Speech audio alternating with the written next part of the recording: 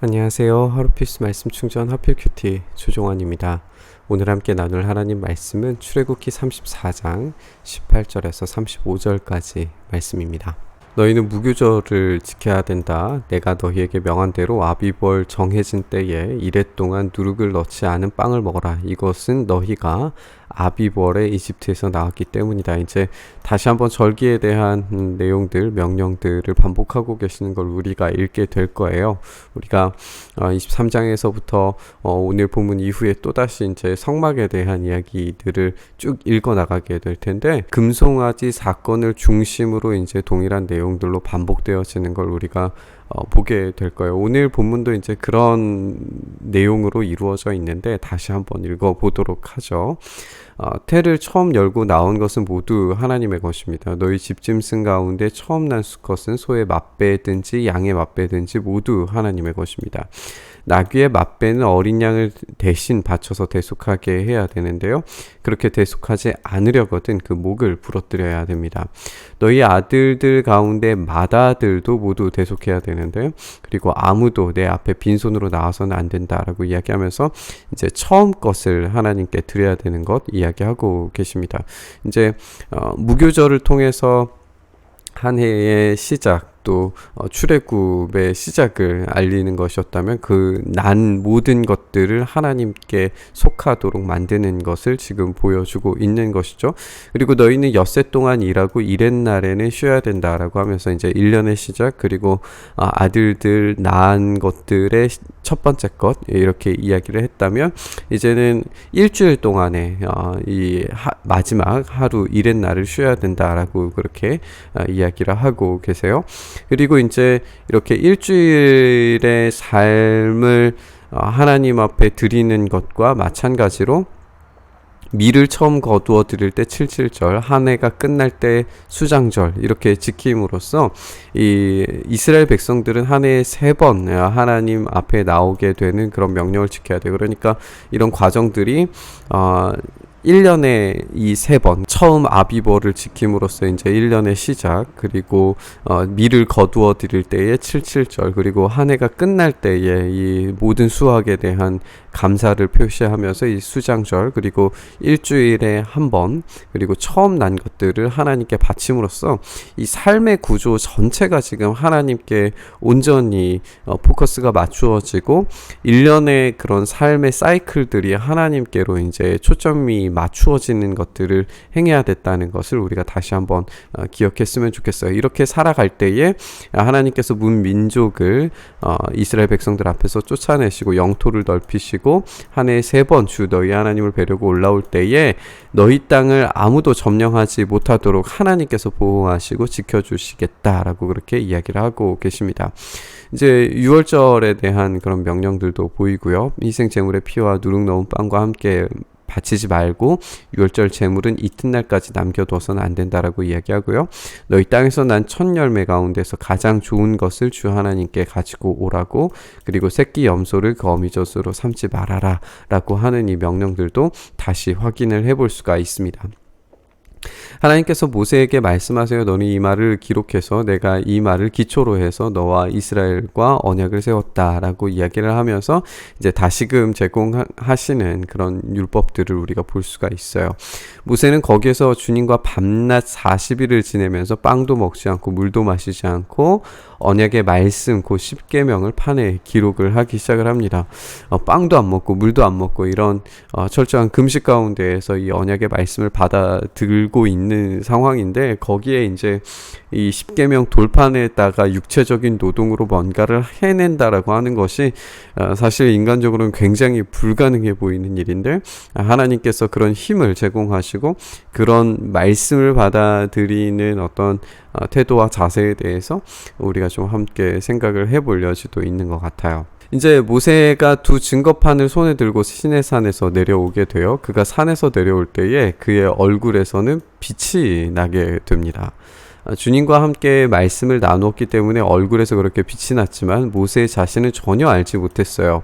아론과 이스라엘의 모든 자손이 모세를 보니까 모세 얼굴에서 살결에 이제 빛이 나고 있는 거예요. 그래서 그들은 그에게 가까이 가기를 두려워했어요.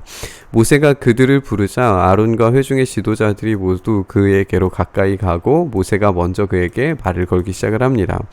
그때야 비로소 이제 모든 이스라엘 자손이 그에게로 가까이 나와서 주님께서 시내산에서 자기에게 하신 모든 말씀들에 대해서 다시 한번 명령을 하기 시작을 합니다. 모세는 그들에게 하던 말을 다 마치자 자기의 얼굴을 수건으로 가리게 됩니다. 그런데 모세는 주님 앞으로 들어가서 주님과 함께 말할 때는 수건을 벗고 나올 때까지는 쓰지 않았어요. 그리고 나와서 주님께서 명하신 것을 이스라엘에게 전할 때에는 이스라엘 자손이 자기 얼굴에서 빛이 나는 것을 보게 되기 때문에 모세는 주님과 함께 이야기하러 갈 때까지는 다시 자기의 얼굴을 수건으로 가렸다라고 이렇게 이야기를 하고 있습니다. 여기에서 이제 계속 얼굴이 빛나는 그런 모습을 우리가 보게 되는데 우리가 재밌는 이야기가 있죠. 이 빛이라고 하는 것을 이제 중세 사람들은 잘못 해석을 해서 뿔로 해석을 했어요. 그 이유에 대해서 잠깐 좀 설명을 해드리겠습니다. 이제 이 단어 자체가 이런 단어인데요. 광채가 나다, 뿔이 나다라고 하는 두 가지의 뜻을 가지고 있어요. 그래서 우리가 출애굽기에서 등장하는 내용들에서는 다 이제 이렇게 빛이 났다라고 해석을 하는 게 옳은데 이제 시편 9편 말씀 보면은 소를 바치는 것보다 뿔이 달리고 굽 달린 황소를 바치는 것보다 주님을 더 기쁘게 할 것이다 라고 이렇게 되어져 있어서 이렇게 뿔 달린 소를 바치는 것보다 참되게 예배를 하는 것이 더 중요하다라는 이야기가 이 시편에 이제 기록이 되어져 있어요. 그러면 이게 이제 형태에 따라서 이제 다르게 해석을 할 수 있는 여지가 있었다는 건데 이제 중세 사람들 특히나 이제 이것을 번역하는 과정에서 이 히브리어를 빛이 아니라 뿔로 해석을 했어요. 그리고 이제 그것이 중세의 성경에서는 뿔로 해석이 되어져 있습니다. 이것을 읽었던 미켈란젤로라고 하는 이 위대한 예술가가 이 본문을 가지고 십계명을 가지고 내려온 모세를 이제 형상화해서 조각을 만들었는데 이렇게 만들었어요.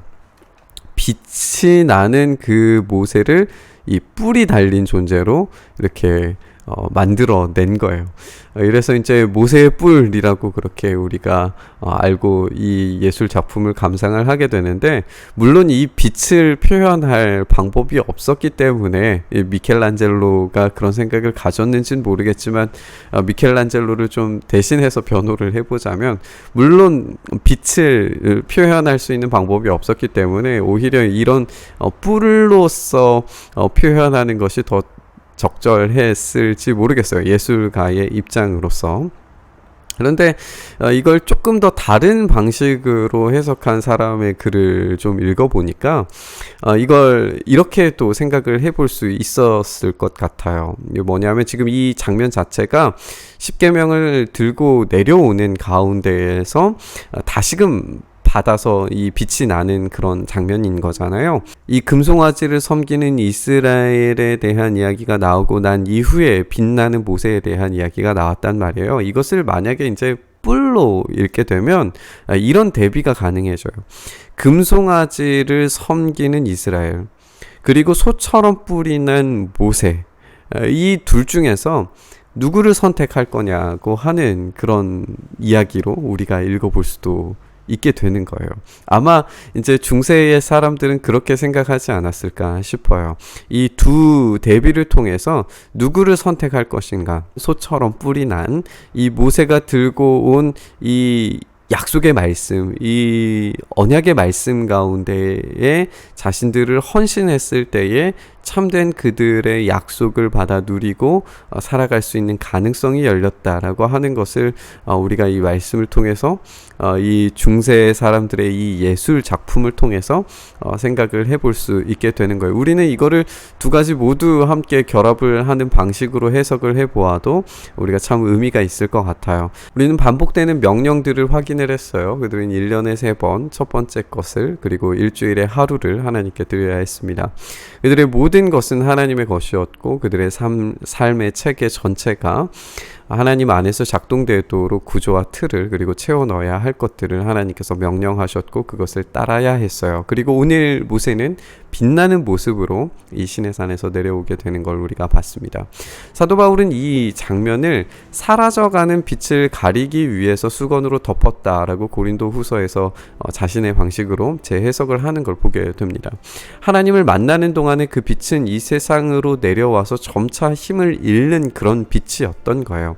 그래서 하나님께 나아갔을 때에는 그 빛을 받고 내려와서는 백성들에게 그 영광스러운 빛을 이제 사라지게 되면 그 하나님의 말씀의 권위가 사라질까?